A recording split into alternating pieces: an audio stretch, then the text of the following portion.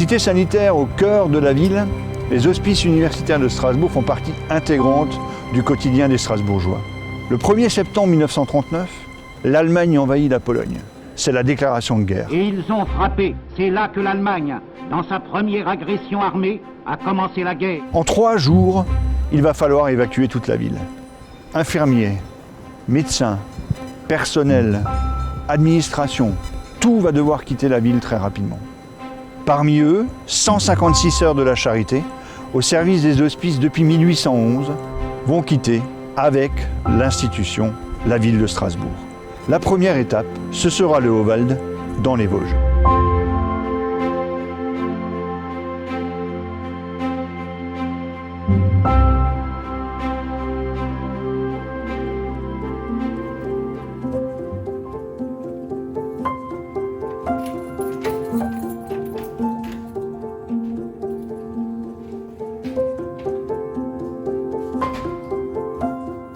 La congrégation hospitalière des Sœurs de la Charité, elle naît en 1734 de la volonté d'un seul homme, le cardinal Armand Gaston de Rohan, qui est alors évêque de Strasbourg. Et donc avec des religieuses de Saint-Paul de Chartres, il crée cette congrégation qui est de droit pontifical depuis 1870. Ça va leur conférer une sorte d'indépendance.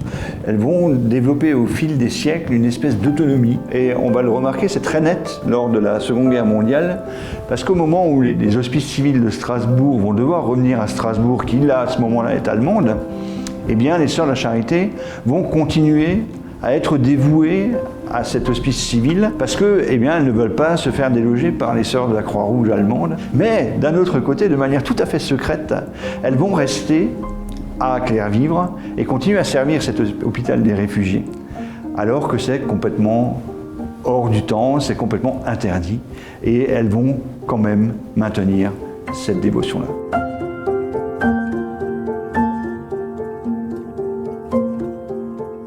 Alors même que les hospices civils de Strasbourg sont évacués à Clervivre en Dordogne, les Sœurs de la Charité organisent elles-mêmes le déplacement de la clinique Sainte-Anne à Chambray-les-Tours et celle de Saint-Charles à Andelot. Ayant fait partie du comité d'évacuation, je n'ai quitté Strasbourg qu'1 heure après que le dernier convoi de malades ne soit évacué sur le Haut-Vald. Et à peine 4 jours après mon arrivée au Haut-Vald, l'ordre a été donné de quitter les lieux pour se rendre à Clervivre, en Dordogne. Sac et bagages étaient déjà à barre que la supérieure sœur Éloi m'ordonna de rester auprès des grands malades intransportables. En 2 jours, tout l'hôpital, administration, employés, sœurs, personnel et malades ont été délogés et 2 trains sont partis à court intervalle. Décrire la situation pénible dans laquelle nous sommes restés est impossible. Tout le matériel fut emporté par l'hôpital et le premier soir, voulant donner des calmants à des hydropiques cardiaques, il n'y avait ni seringue ni médicaments. Une petite voiture m'a emmené à Bar où j'ai pu avoir une seringue. Il s'agissait de réorganiser un service avec des moyens de fortune.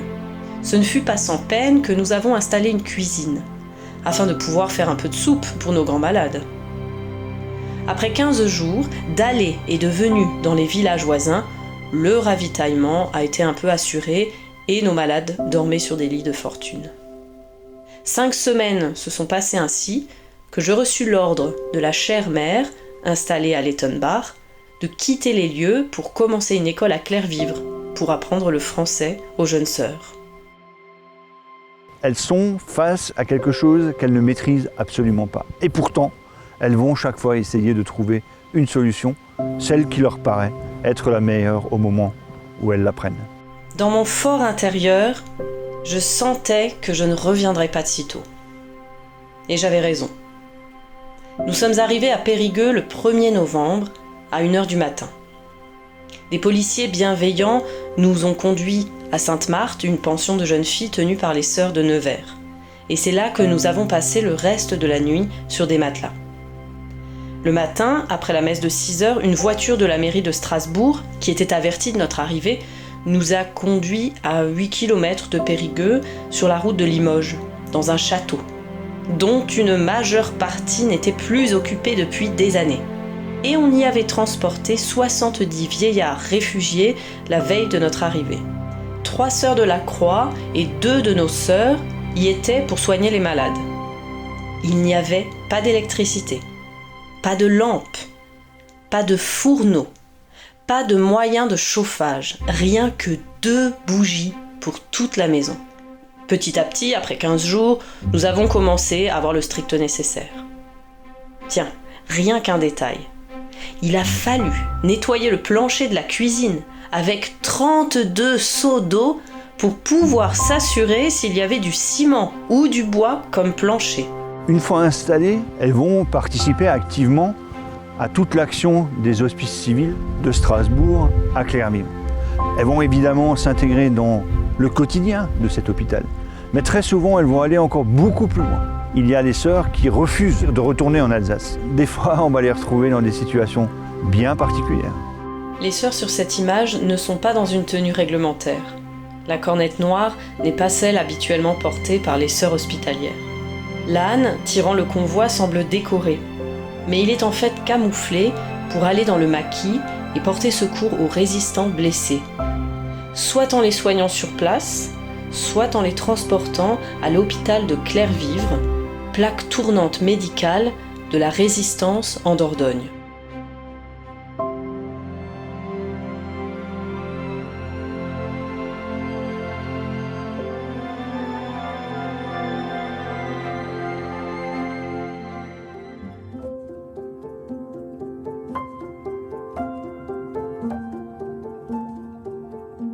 Été comme hiver, jour et nuit, les Sœurs de la Charité apportent les soins et l'assistance morale à ces blessés de la vie, ces blessés de la guerre.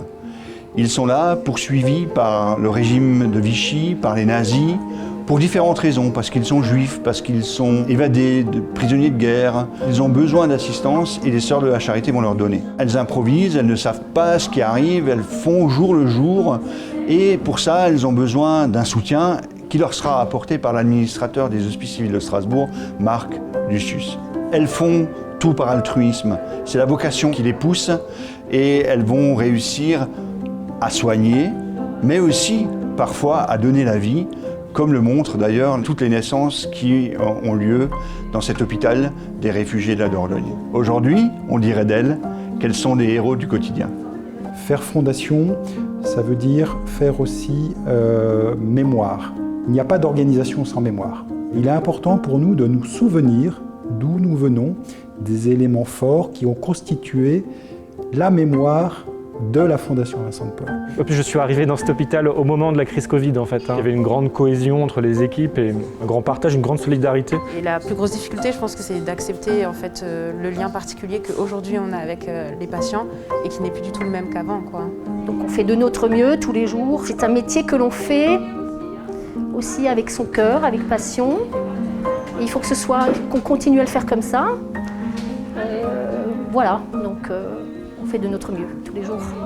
On est restés unis, soudés. Finalement, c'est ce qui fait la force de notre métier. Ça a été quelque chose de très, très lourd à porter. Mais en même temps, on a aussi assisté à des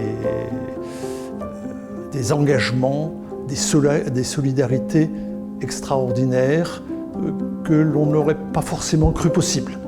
Et je crois que c'était probablement un des aspects les plus forts de cette crise que nous avons vécue. À l'image des Sœurs de la Charité, vous portez auprès de tous ceux que vous entourez un fabuleux message d'espoir. Et l'histoire nous montre que pour savoir où l'on va, il faut savoir d'où l'on vient. À toutes et tous, un grand merci.